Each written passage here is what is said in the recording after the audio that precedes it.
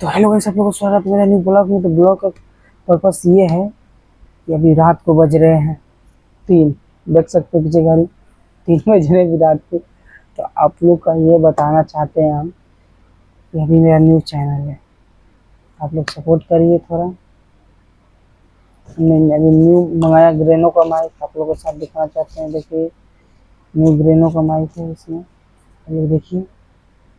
तो इसमें हम लोग ये मिला, ये और एक हमने लगाए हुए हैं, इसमें टाइप सी मिला और उसके बाद ये मिला।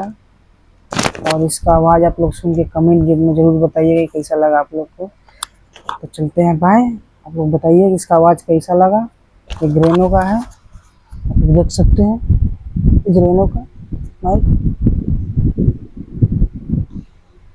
तो हाई आप लोग को ठीक ठाक लगा। ये ATM कार्ड, ये पासबुक